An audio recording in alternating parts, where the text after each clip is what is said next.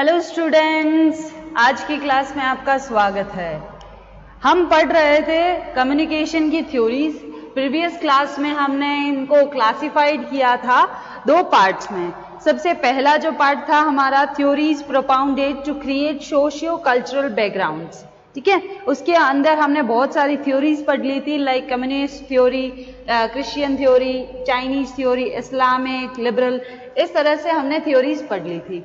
अब हमारा जो सेकेंड पार्ट है, इसका क्लासिफिकेशन करने पर जो हमको सेकेंड पार्ट मिला है वो है theories based on the ideas of different scholar. अब हम पढ़ते हैं विभिन्न लेखकों के विचार पर आधारित संचार सिद्धांत। चलिए सबसे पहले हम देख लेते हैं एरिस्टोटल थ्योरी ऑफ कम्युनिकेशन, अरस्तु संचार सिद्धांत। एरिस्टोटल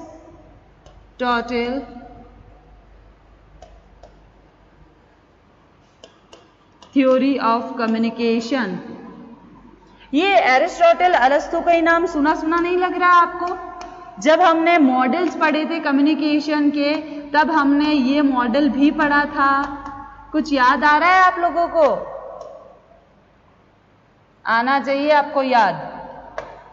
आई थिंक आप सबको याद आ ही रहा होगा कम्युनिकेशन, ठीक है। अरस्तु का संचार सिद्धांत। अब होता क्या है इसमें वो देख लेते हैं। ये है अरस्तु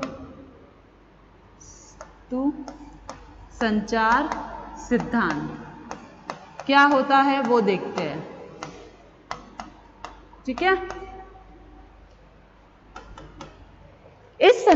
यह सिद्धांत अरस्तु द्वारा प्रतिपादित किया गया है। यह सिद्धांत किसने बनाया है?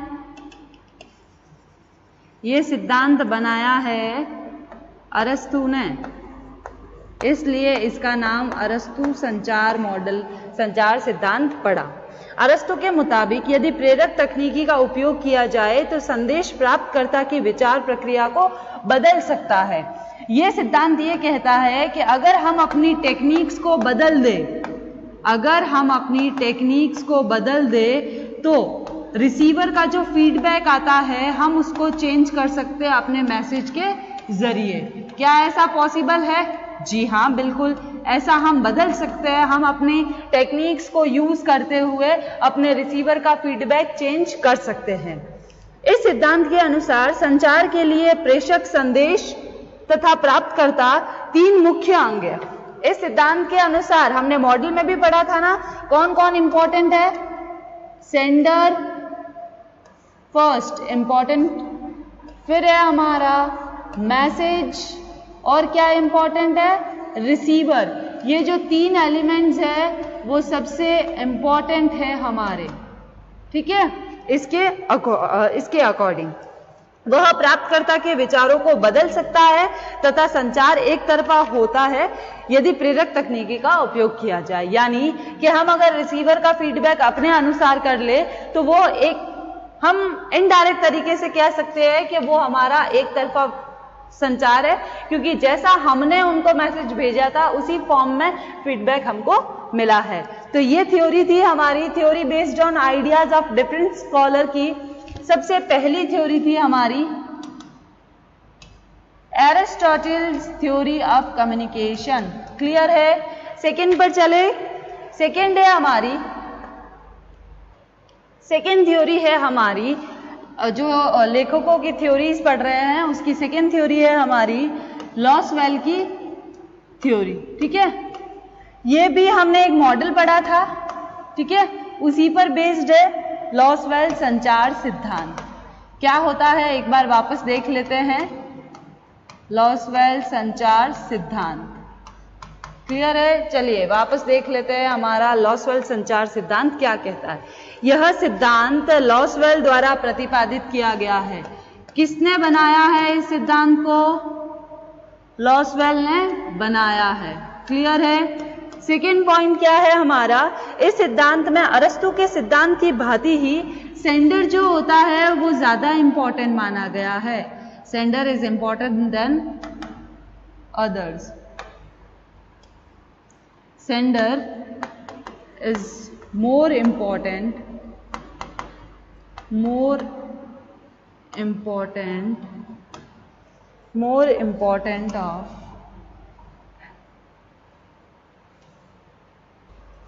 more important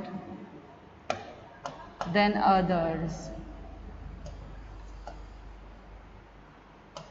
ठीक है, फिर ये क्या कहता है कि सेंडर लॉसवेल ने संचार के माध्यम पर भी जोर दिया है।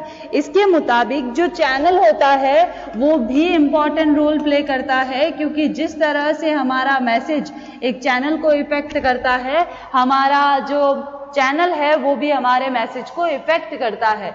अगर आप किसी कम्युनिकेशन को, जैसे अगर हमको कोई मेल भेजना है या फिर कोई ऑफिशियल फॉर्मल अगर कम्युनिकेशन करना है और उसमें हम अगर रिटन की बजाय ओरल कम्युनिकेट या फिर नॉन वर्बल कम्युनिकेशन करेंगे तो क्या वो बेटर रहेगा? नहीं। तो इस तरह से चैनल को भी इंपॉर्टेंट माना गया है। यहाँ पर संदेश प्राप्तकर्ता की विचार प्रणाली में परिवर्तन ला सकता है। इस प्रकार लॉसवेल के अनुसार प्रेषक के मुकाबले संचार के माध्यम अधिक महत्वपूर्ण है। ये जो है वो उसके सोर्सेज से भी ज्यादा इंपॉर्टेंट है। चैनल किससे इंपॉर्टेंट है? सोर्स से भी ज्यादा इंपॉर्टेंट है हमारा चैनल। चलिए अब हम देखते हैं नेक्स्ट थर्ड देखते हैं Shannon and weavers theory of communication. Shannon तथा वीवर का संचार का सिद्धांत। शनन तथा वीवर के संचार का सिद्धांत एक भिन्न सिद्धांत है जो उपरोक्त दोनों सिद्धांतों का विस्तृत रूप है। हमने अभी जो ये पढ़े ना, थ्योरीज बेस्ड ऑन, ये इसके सबसे पहला है हमने एरिस्टोटल थ्योरी ऑफ कम्युनिकेशन और लॉसवेल थ्योरी। ठीक है, इन दोनों से ज्यादा वाइड बना हुआ है, ये ज्यादा विस्तृत है। उनके विचारों में संदेश प्राप्त करके पहले उसे एनकोडिंग किया जाना चाहिए, न कि उसे उसी रूप में प्रेषित किया जाए। देखो, कम्युनिकेशन की सिंपल सी प्रोसेस हम बना लेते हैं। प्रोसेस में क्या बनता है? सेंडर, फिर आता है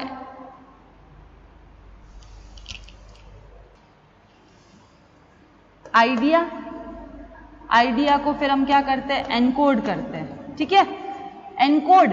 तो यहां पर ये जो प्रोसेस का जो स्टेप है, शनन वीवर के अनुसार एनकोडिंग ज्यादा इंपॉर्टेंट है, क्योंकि बिना एनकोडिंग के अगर हम मैसेज, हमारे आइडिया को हम अगर रिसीवर तक भेजेंगे तो रिसीवर को समझना और अंडरस्टैंड, मतलब समझना और पढ़ना मुश्किल हो जाता है। तो सांकेतिक भाषा में इसलिए परिवर्तित किया जाना चाहिए ताकि प्राप्तकर्ता को संदेश समझ में आ जाए और वह सही संदेश प्रेषित कर सके। यानी कि हमको एनकोड क्यों करना है? ताकि हमारा जो रिसीवर है उस एनकोड किए गए मैसेज को डिकोड कर सकता है। रिसीवर क्या करेगा? रिसीव करेगा, रिसीव करने के बाद वो डिकोड करेगा, डिकोड करने के बाद डिकोडिंग के बाद वो फीडबैक देगा। यानी कि अगर जब तक उसको डिकोडिंग नहीं करेगा फीडबैक मिलना मुश्किल है। तो इस तरह से एक रिसीवर को अगर सही से समझाना है तो आपको एनकोड करके मैसेज को सेंड करना होगा।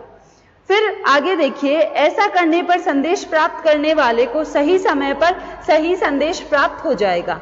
संकेत भाषा में संदेश को परिवर्तित करने का उद्देश्य यह है कि जो बातें संदेश को अशुद्ध कर देती है, यानी जो बातें कम्युनिकेशन में बैरियर या एरर क्रिएट कर सकती है, विशेष तौर पर नॉइज, तो उनको हम समाप्त कर सकते हैं। हमारा जो बैरियर्स होते हैं, अगर हम एनकोड करेंगे तो हमारे बैरियर्स को हम रिमूव कर सकते हैं इजीली। क्लियर है यहाँ पर? समझ आया? चलो नेक्स्ट है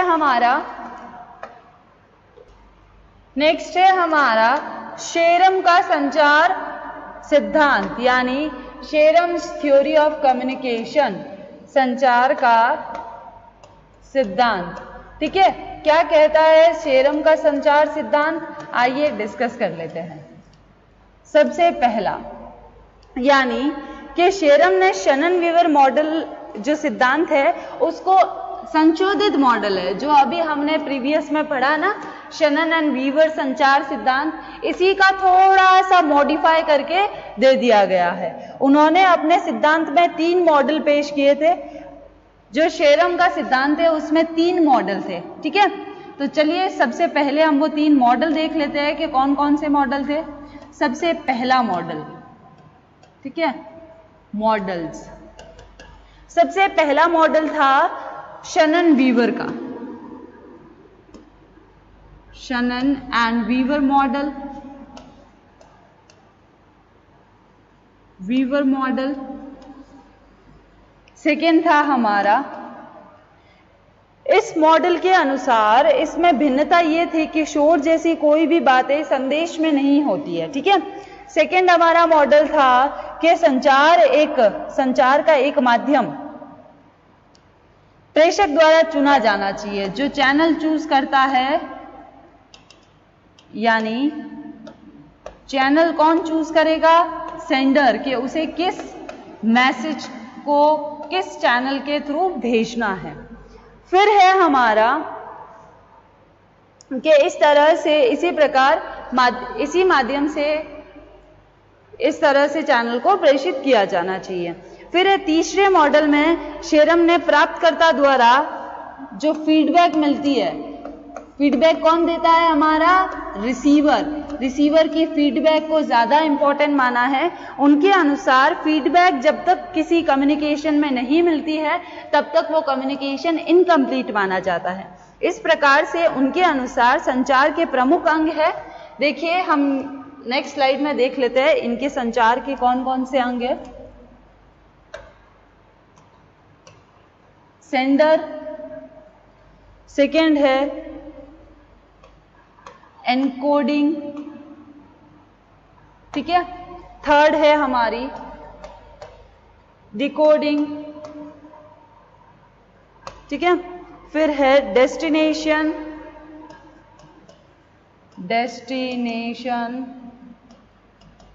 एंड लास्ट है हमारा रिस्पॉन्स, यानी जब तक हम रिस्पॉन्स नहीं देंगे उस मैसेज का, उस किए गए पूरी प्रोसेस का कोई भी बेनिफिट नहीं मिलेगा।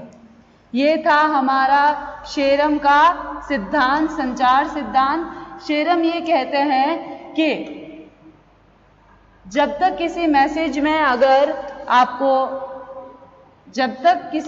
में अगर फीडबैक नहीं मिल रहा है तब तक आपका वो मैसेज इनकम्प्लीट है। क्लियर है यहाँ तक? देखिए ये प्रोसेस बन रही है, डायग्राम के थ्रू बना रही हूं ताकि आपको समझ आ सके, ठीक है। ये है, यहां पर लिख देते हैं हम अंदर शेरम्स थ्योरी। क्लियर है? समझ आया आप लोगों को? चले आगे, नेक्स्ट चलते हैं हम। नेक्स्ट है हमारा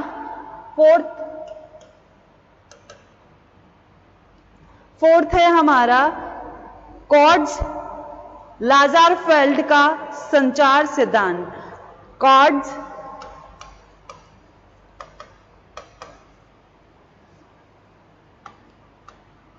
लाजारफेल्ड theory of communication, theory of communication.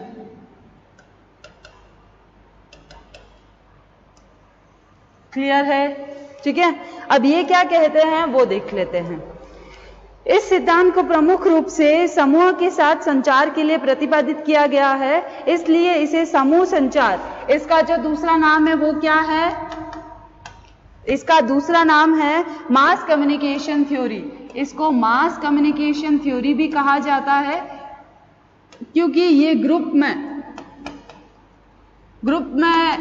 किया जाता है और इसी वजह से इसका समूह में किए जाने से इसका नाम मास थ्योरी रखा गया है। क्लियर है? First point. सेकंड है हमारा, इस सिद्धांत के अनुसार प्रेषक द्वारा संदेश को सांकेतिक भाषा में परिवर्तन करके संचार के उचित माध्यम के द्वारा समूह के नेता तक पहुंचाया जाता है। यानी जो हमारे ग्रुप का लीडर है उस तक हमको क्या पहुंचाना है? सेंडर ने जो मैसेज को एनकोड किया है उसको उस नेता तक, उस लीडर तक हमको पहुंचाना है। फिर है इस सिद्धांत में संदेश प्रेषक और लीडर, ये 3 इंपॉर्टेंट फैक्टर है। इसमें कौन कौन से हैं? यानी सबसे पहला है इसमें मैसेज, सेकेंड है हमारा सेंडर, थर्ड है हमारा leader of the group, leader of the group. ये जो 3 एलिमेंट है वो सबसे ज्यादा इंपॉर्टेंट है। क्लियर है यहां तक? ठीक है, चलते हैं नेक्स्ट। नेक्स्ट है हमारा, नेक्स्ट दे रखी है बर्लोज थ्योरी ऑफ कम्युनिकेशन, हमारी 6th theory, Berlo's theory of communication, communication. ठीक है, अब ये क्या कहता है, आइए देख लेते हैं। ये कहता है कि बर्लो द्वारा प्रतिपादित सिद्धांत पूर्व ग्रहण पर जोर देता है।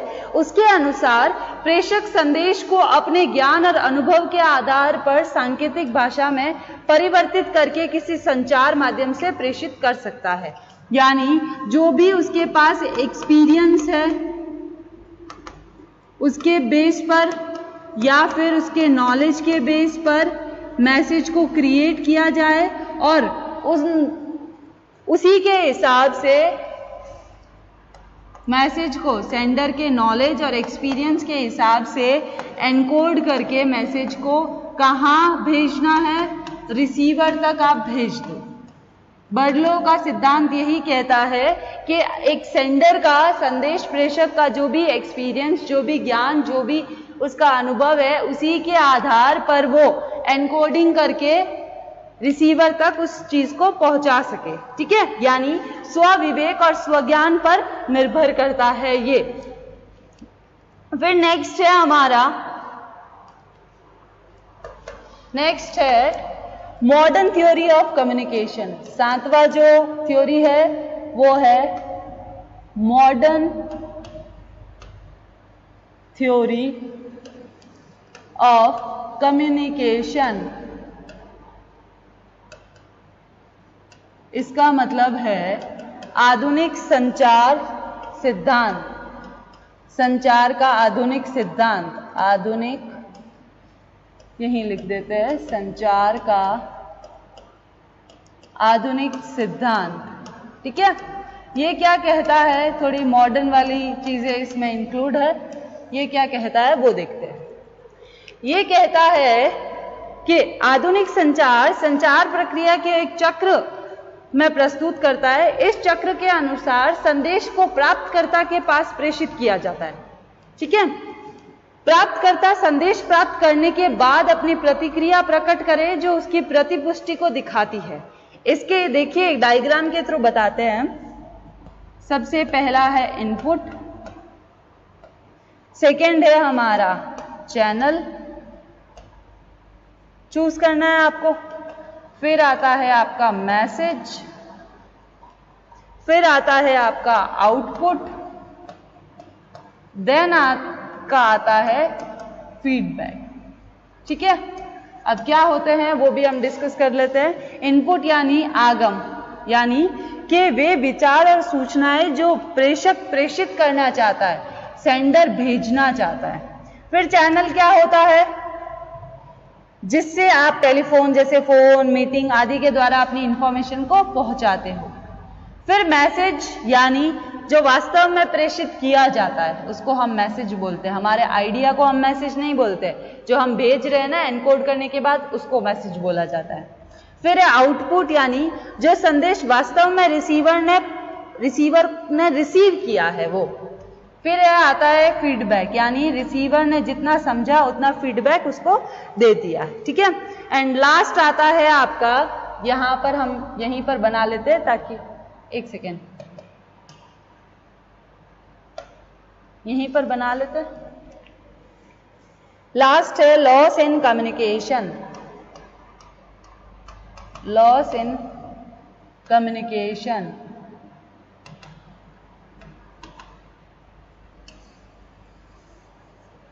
क्लियर है? जो संदेश भेजा जाना था या भेजा गया है प्राप्तकर्ता द्वारा प्राप्त किया गया है, उसमें कुछ अशुद्धि हो सकती है तो उससे लॉस इन कम्युनिकेशन कहा गया है, जैसे आपको बताया गया है यहाँ पर। ठीक है, तो इस तरह से ये आपका एक पूरा का पूरा चार्ट तैयार है।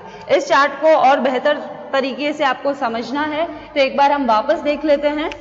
सबसे पहला है हमारा इनपुट। ठीक है, इनपुट में हमारे देखो कौन कौन से आएंगे। इनपुट में हमारे जो पॉइंट्स है वो ये आएंगे। देखो सबसे पहला है सेंडर, सेकेंड है हमारा आइडिया,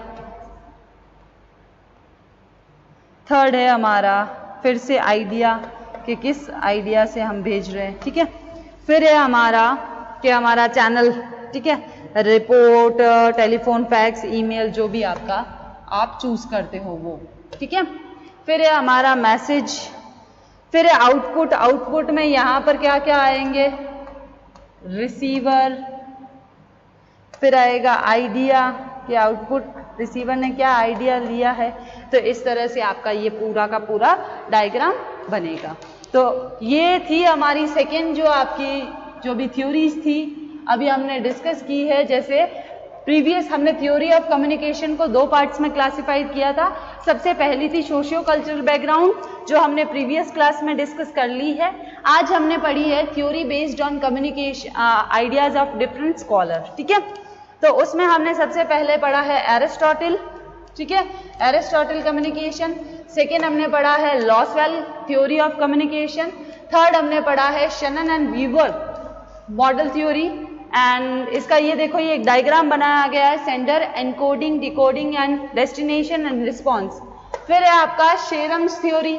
शेरम की थ्योरी क्या कहती है कि जो सबसे ज्यादा इंपॉर्टेंट है वो है हमारा चैनल। चैनल के साथ साथ आप फीडबैक को जब तक नहीं देते हो तब तक वो कम्युनिकेशन आपका सक्सेसफुल नहीं होगा। फिर है आपका कुंज लाजरफेल्ड थ्योरी, एंड फिर दे रखी है आपकी बर्लो थ्योरी, एंड लास्ट है आपकी मॉडर्न थ्योरी ऑफ कम्युनिकेशन, जो ये डायग्राम के थ्रू आपको बताई गई है। इसी के साथ आपकी ये कम्युनिकेशन की थ्योरी आज खत्म हो रही है यहीं पर। नेक्स्ट क्लास में हम नया इंटरेस्टिंग टॉपिक और लेकर आएंगे। आज की क्लास हम यहीं खत्म करते हैं। Thank you.